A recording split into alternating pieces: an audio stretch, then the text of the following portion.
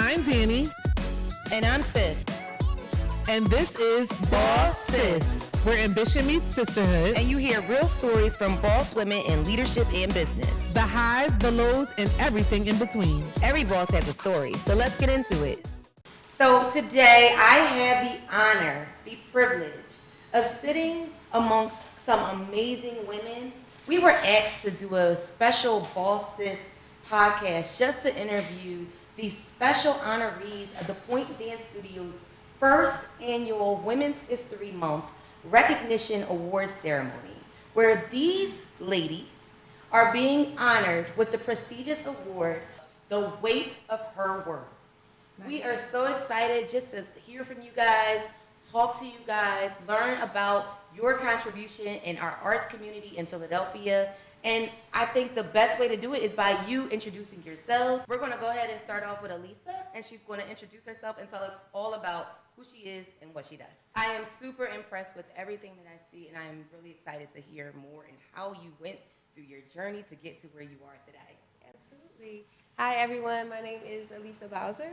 I am the founder and CEO of Second Chance Dance. We are Philadelphia's first adult-only dance studio, offering all of the genres of dance, from ballet to African praise, stretch, hip-hop, everything you can think of, we offer it. We're a full-service studio, and we provide progressive-level dance classes, so you can start as an absolute beginner and move all the way up to intermediate advanced and so on. I am a Pointe baby at heart, so I come from the Pointe Dance Studio. Prior to the Pointe, I was at YPTC looking for a new studio. I felt like some of the most amazing children were at the Pointe. Told my mom I had to get there. She signed me up. When I got to the Pointe, I felt like the best kids were at Kappa. And so I said, Mom, you gotta sign me up. We're Kappa kids. Oh, yes. So I said, Mom, you gotta sign me up. And then at Kappa, I met so many amazing dance teachers. I was exposed to so much at the Pointe. We competed. I went to IABD. All the things that I think Black dance in Philadelphia is culminating from. I experienced it at the Pointe, at Kappa, at DCNS. The list goes on. I attempted to go to college for dance, but I ended up at School for Business. I studied international business and culture. I quite frankly love the business, but I hated not dancing. Went through some depression and all of that stuff, and I think I miss dance a lot. I decided to start a dance studio for just adults so I could get back to what was my life, my communication, all of those things. And now we have Second Chance Dance. I love it. You know, most people run from adults. Absolutely. Most people run from adults. I did initially. Yeah, to take that leap it's amazing. Thank you. Amazing. Miss Lynn, tell us about yourself. Tell us who you are, what you do, everything we want to know about Miss Lynn. Lynn Adams Donald, the founder and director of L&L Dance Production. And I started with a friend, best friend, that we both went to a dance studio that closed while we were actually teaching. We were both teachers there. And it closed, and we were like at a loss, like, what are we gonna do? And there were so many students that didn't have a dance home at that point. So my dad was like, you girls are already teaching the classes, why don't you just open? Neither one of us had any business experience, didn't know anything about that, but he just had that confidence. And he was like, you come up with a name, I'll find you a space. Nice. And that's what he did, found us a space, and we started out at 55th and Haverford. It was like a senior citizens place, but they allowed us to use their facility.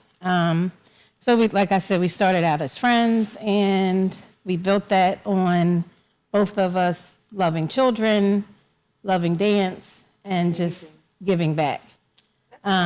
Yes, so I just kind of pride ourselves on the friendships that have become lifelong, and friendships that have turned into families. Yes. So, and then just people coming back. You have the grandparents bringing their grandchildren back. So that's kind of our thing, is just friendships. And how long while have you been doing in that. business? 43 years. 43 years. Yes, That is 43 years. amazing. Yes. That's awesome. And this beautiful woman sitting next to me, Miss Dorothy, please tell us a little bit about yourself. My name is Dorothy Wilkie. I am the artistic director of Kulu Mele African Dance and Drum Ensemble. I've been artistic director for like 54 years, 56 years. And I started, I was introduced to Baba Robert Crowder. He's the founder of Kulu Mele, and he also was a music director and artistic director. And I came in there studying, we do West African dance. Yes. And he had a wife, his wife name was Sauda Bey, and she was like the rehearsal director. So I've danced with them for a couple years. And then she left, and then I became the rehearsal director. So, and then from there, with taking over, I became the artistic director because I started teaching and doing workshops and doing community classes, and I ended up choreographing. So I ended up being the artistic director. Nice.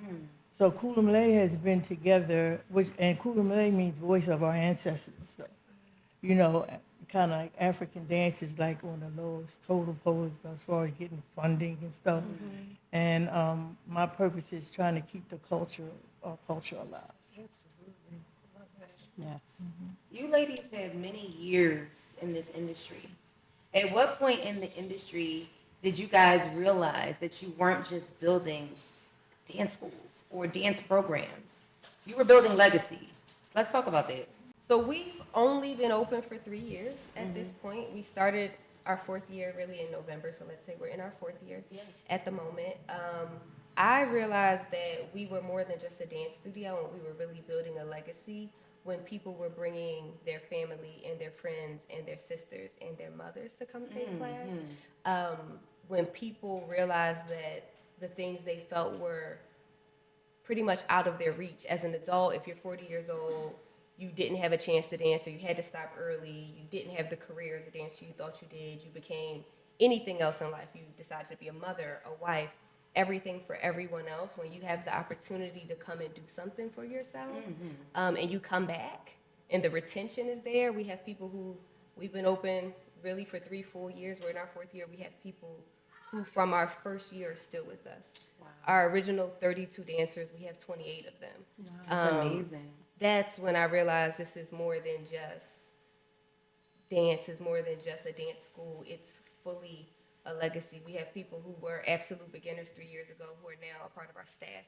They're now trained to teach, they now have certifications. And we are very much grassroots, so we grow up from the bottom. So yeah, I think those are the shining lights on being more than just a studio, but being something that I think is bigger than me and bigger than them. It's a community. Amazing. I love that. Miss Lynn, what about you? I think I realized that when, like I said earlier, when students started coming back bringing their children, and their grandparents were bringing their grandchildren back, it was more than just a dance studio. It was a legacy and something to be it's been in the community the whole time. So I think that's what it is when you see familiar faces coming back in the door with someone else, or word of mouth. It's like they'll call and say, we were recommended by, and it was a former student. Wow. So, yes. You get generational. Yes, absolutely. I love that. Yes. I love it. What about you, Miss Dorothy? I'm like the same as them. Like when people, started wanting to study with me and come in, take classes. And, I was bringing my grandchildren and my daughters and friends and neighborhood people, to try to keep it going. And that's when I know that we was making a legacy then. Very nice. Love that. The arts is an industry where you have a lot of different centers, a lot of different schools. How do you navigate competition? comparison or criticism in this industry? I think just staying true to your mission or what you believe, and not so much you have to be aware of what's going on around you. And there are many, many more dance studios now than there were when I started.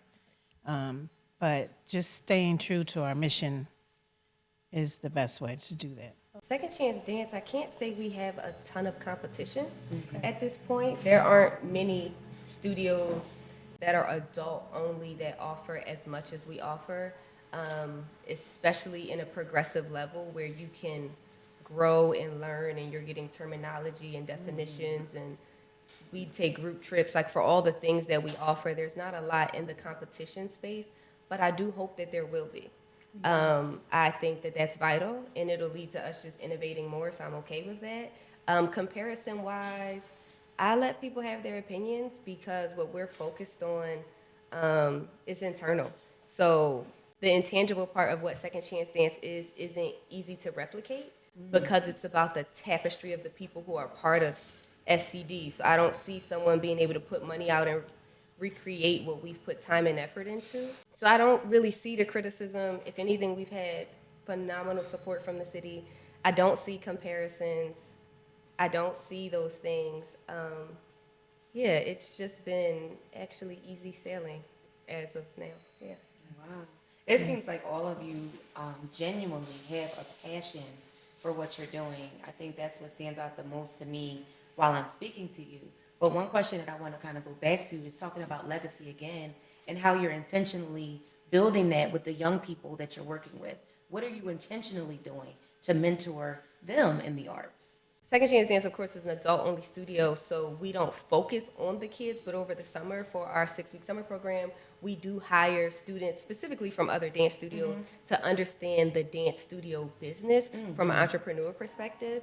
Again, there are dancers out in the world who have all the talent and have none of the know-how.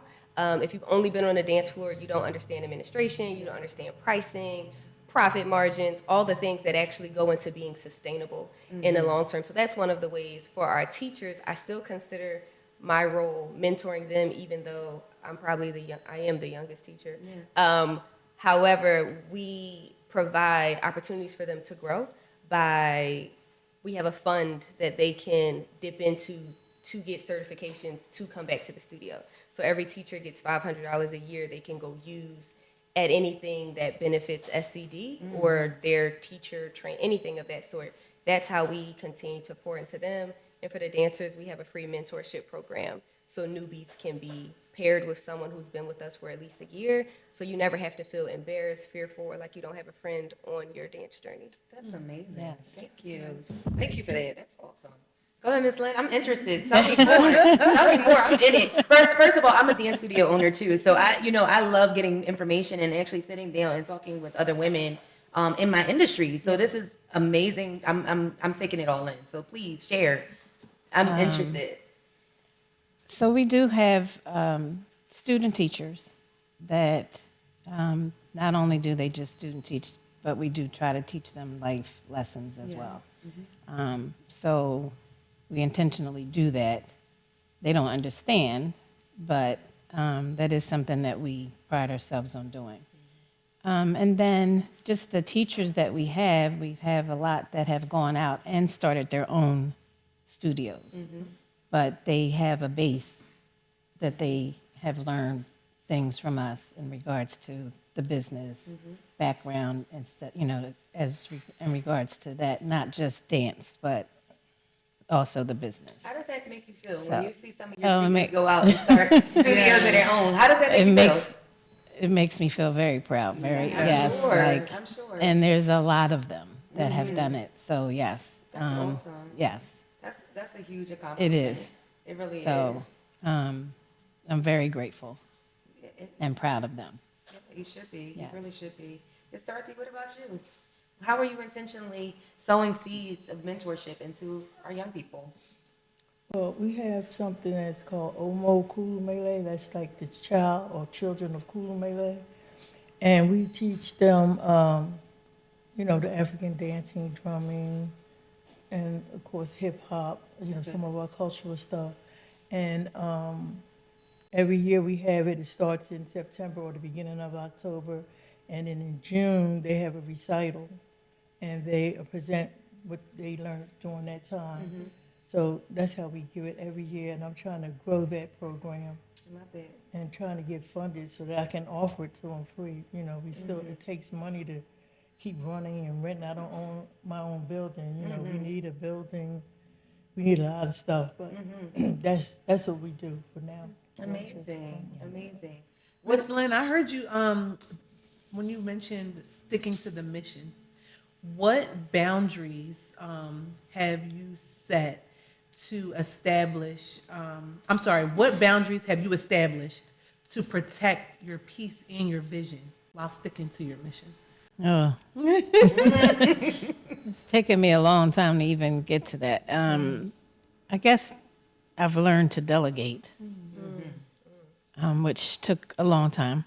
And so that has helped keeping my peace, as you would say, to have that. And the change of parents from when I started till today also push your boundaries. Yes. So We know. It's a difference. okay, We know. it's all right. It's a difference. Yes. And so I've just learned to grow with that. Like, you have to change how you do things. But I think the biggest thing for me was learning to delegate and let some things go, so that I can have some peace of mind, knowing that they have me, the ones who take care of the school and do other things. I know that they have the same passion that I have, and that things can be okay That is so important. if I'm not there. Yes. So, Miss Dorothy, Yes. how about you? What boundaries have you established to protect your peace and your vision? To follow my instincts and to be calm, try to be calm. Those are the key things. Yes. They really are. Those are the key things. They are. I would definitely agree. I think in business, a lot of the times we get caught up in saying we have the business, we have this, we have that, and then we have these visions, right? And our visions often can go left or right based upon what people want them to be. So it's up to us to make sure we really lock in on what that is and stay true to that. Yes. Yeah. And Alyssa, how about you? Boundaries? Yes. I'm going to echo delegation. In addition to delegation, accepting help. Hard one for me. People always like, what you need? And I'm like, girl, I don't know. Learning to accept the help that's offered. And then more recently, being very intentional about what our pillars are and making sure everything ties back into that. Yes. So I don't hire someone that doesn't match and align with what I don't want someone who just wants to come in and collect a check. Right. I want someone who gets to know the community, gets to know the dancers. I want to make sure alignment-wise, the way you teach, the retention of the dancers, can they go to another space and they have etiquette, they have terminology, they have the things that we're saying. We're not just a physical movement space, but we're an education space. Community-wise, do you know their names? So everything I do, I try to make sure aligns back to our pillars, our community focus, the dancers that we are taking a part of. So yeah, delegation, number one, accepting help, and then having pillars to bounce my ideas off of and make sure they are always at the forefront of our decision making. What do you guys do in the event that somebody does come into your business and does not respect your vision? How do you guys handle that? That's the easy one for me. Yeah. The community handles it. Okay. No lie. No lie. They're like, they're not it. I think to be completely honest is one of the things I'm so grateful for, because as humans we're very monkey see, monkey do.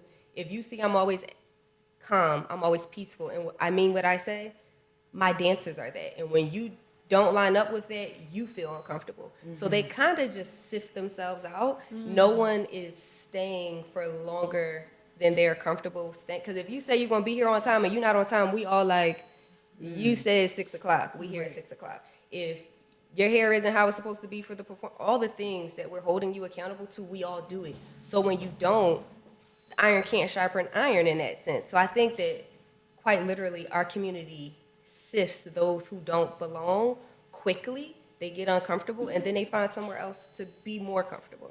So that's how we do that. It's very hard for me to, because I feel like a lot of times it's not intentional on their part. It's just that they don't realize that they don't really fit what we're doing. Right. And so it's a hard conversation to have, but it has to be done because of the standards that we have set. So it's normally myself or my manager, executive manager, that will take on that role to take care of that. But it is something that's hard to do. It is. If I'm feeling like they're not doing it intentionally. Yeah.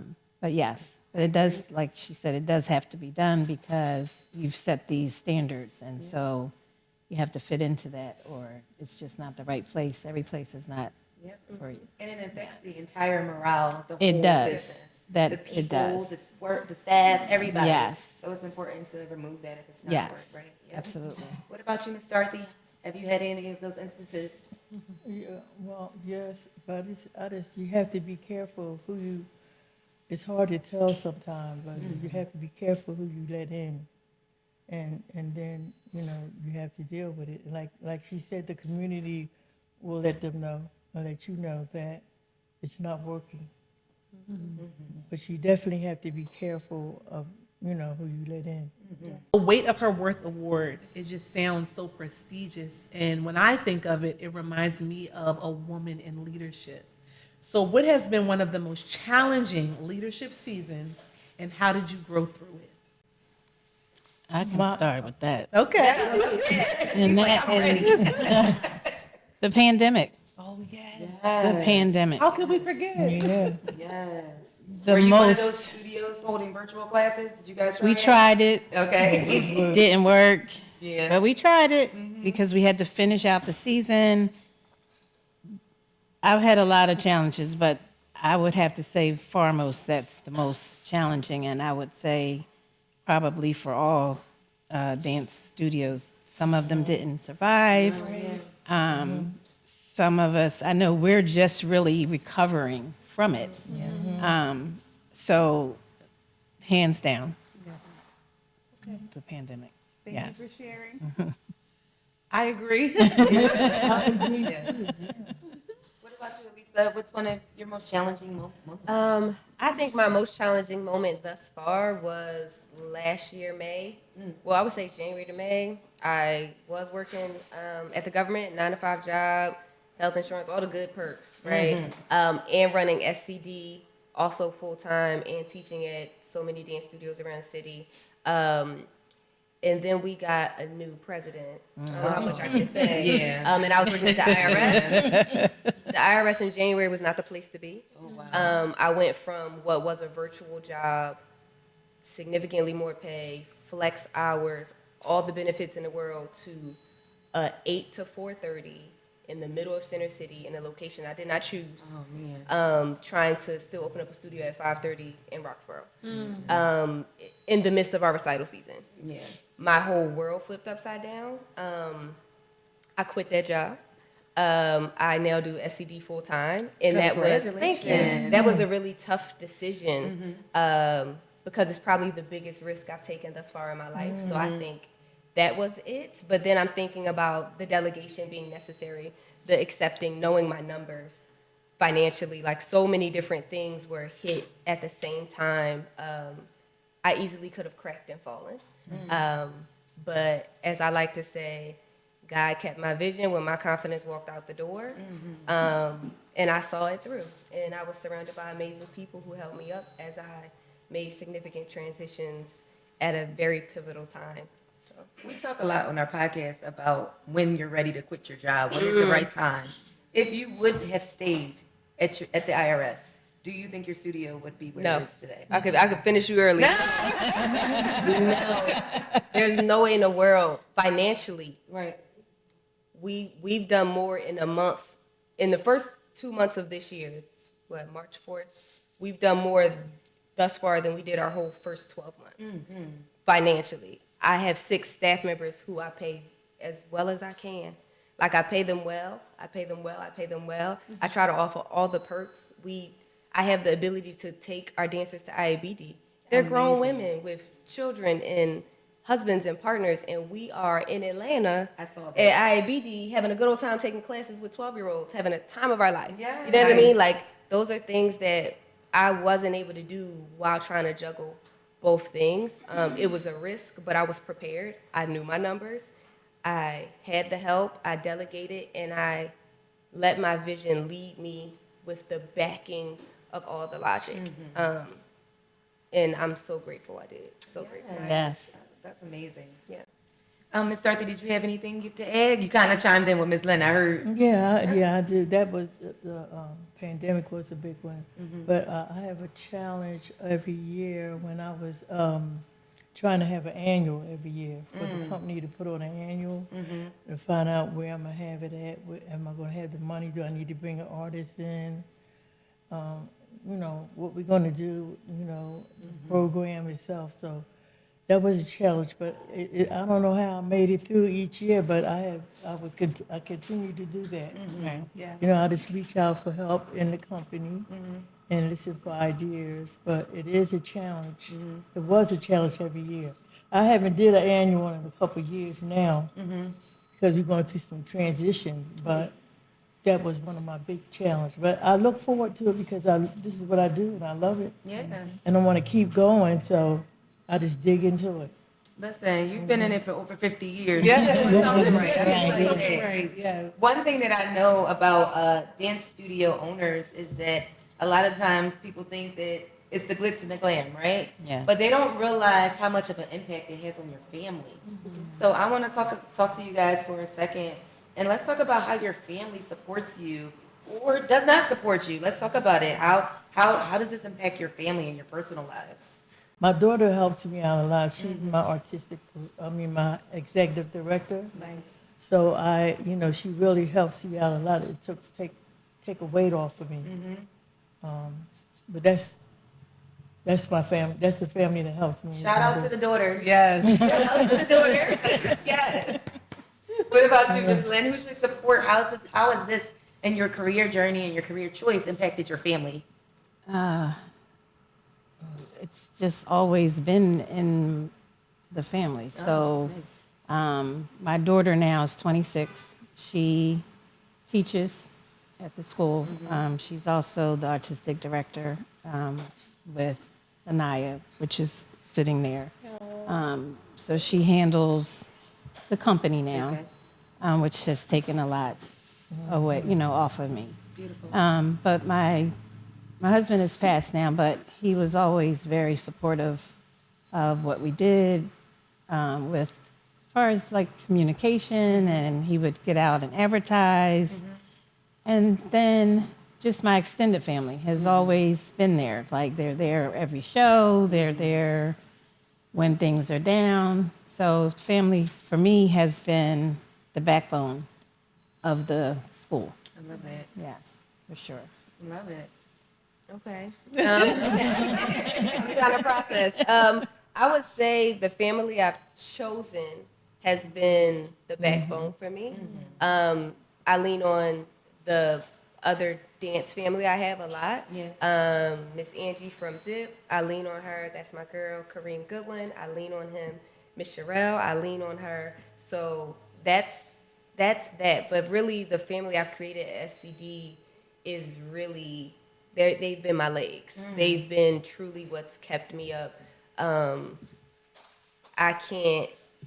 trying not to get emotional. They are my whole world. I've made some of the best friends I've ever had in my life via SCD. My mother lives abroad, so she helps as much as she can with an 8-hour time gap. My father supports, he'll show up.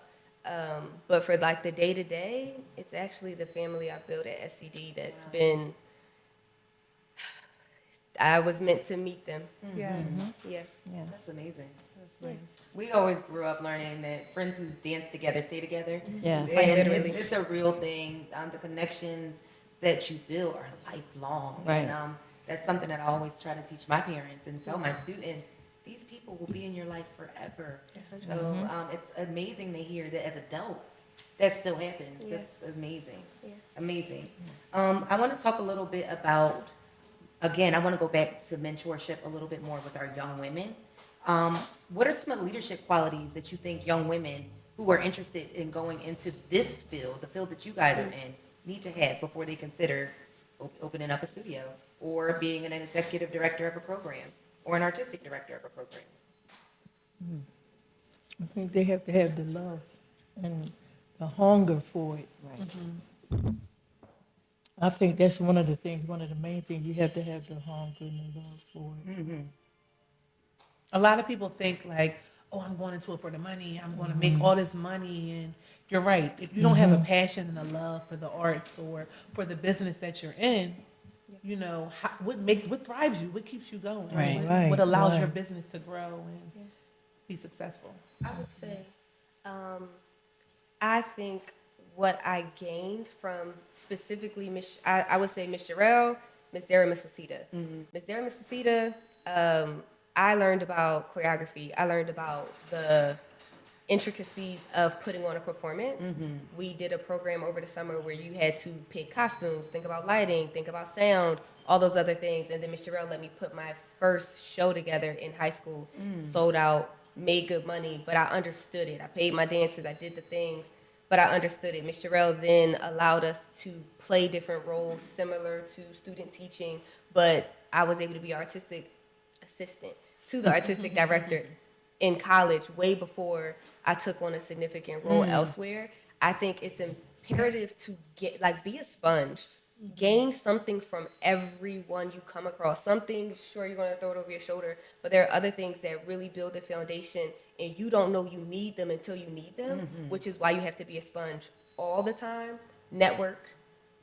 The people I know have opened more doors for me than my talent has alone. I'm grateful I'm talented, but I don't get to show that until I walk into the room. Right. But people open up that door to get you in the room, and then you can show off and show what you're capable of. So I think networking, maintaining positive connections, and then being a canvas. You never know how someone else can mold you, so you shouldn't go in rock solid like a piece of ice. You kind of got to be water and let people mold you into what you need to be for that time period. And then with all of that substance, you put that together, you can really be unstoppable because you gain so much from so many different places. That's great advice. Yes. Great advice. Awesome. What about you, Miss Lynn? The passion, the commitment to know that it's not just getting out there. If they just want to teach, just teaching and that's it. Like if they want that to be a business, they have to be committed and know that there's ups and downs. But if you have that commitment and that passion, you're able to work through it. Yep. So that would be what I would say. Amazing. Yes, Okay. absolutely. Miss Dorothy? Like I said, the hunger, you got to have that, Grit. the hunger for it, and like the commitment, like she said. The Weight of Her Worth Award is given to women whose impact has shaped the world around them. So our final question is, at what point in your journey did you guys realize that you were the boss? I said when the electric was shut off. She's like, I gotta handle this. Yeah, like, okay. I love it. I mean, that's a real situation. Yeah, Listen. like Yep. everybody's looking at you. Yes. So, Yep. yes. You gotta fix it. Yes. Yes, I get it. What about you, Alyssa? That's a hard one. I don't know that I've come across it yet. If Okay. I'm gonna be honest with you. Yeah. I think that I still very much see myself as one of the girls in the dance group. Right. I know I'm the older, but those are my girls. Like we go out together, we hang out together. Right. So I feel like I'm amongst bosses. Yes. Like I feel like that's it. When I meet new people in the dance studio, I don't even say I'm the owner. I'm just like, hey, first day here, you know, you taking classes. Right. So I don't think I've come across it yet, but I know I'm surrounded by other people who are on their way, and that's probably where we're at with it. But when I find out, I'll let you know. Okay, please let us know. Miss Dorothy, when did you become the boss in your journey? I just turned around and They said, I said, I guess I'm the boss. I mean, you got to find out where we're going to rehearse at, what costumes we're going to wear, what Right. we're going to do, who can we bring in? I need this, I need that. I said, well, I guess I'm the boss. I got to figure it out. That's right. And I love it. That's what I do. Great. And the last question that we ask all of our guests is, what makes you a BosSIS? Wait, let me explain what our brand is. Yes. BosSIS. Yep. So it basically stands for Bosses Who Hustle, Sisters Who Build. Tiffany and I are best friends, and we started a business together 10 years ago this year. And we just wanted to be around other women, share their stories, but other BosSIS women who are bosses, but we're also sisters in the industry as well, by supporting each other, just being someone to talk to when we're going through these challenges, or when we're just celebrating our wins. So that's what we mean by our brand of BosSIS. Okay. Yes. I'm the boss because I get everything. I pay the bills. Yes, you are. I find the space. I look for funders. I shop for costumes. I talk to the parents. I talk to the children. You know. I am a BosSIS because I don't care what the industry said before I got here. I feel like dance is for everybody and everybody, literally. We all have stories to tell, and you can't tell me that the size of my clothes means I don't belong on stage. You can't tell me that my age is a reason for me not to share what I've experienced. And I fully intend, for as long as I can, to continue to break down that stereotype and change the standards. So I think that's why I'm a BosSIS. Come on. I love Yes. it. Yes. What makes you a BosSIS, Miss Lynn? I guess I don't really consider myself a boss. I just try to connect to the people that are around me, and help them in whatever way I can. So I guess in that aspect, I'm a boss, but I don't feel like I present myself as I'm the boss. We're all here together. We're working together to come to a mutual.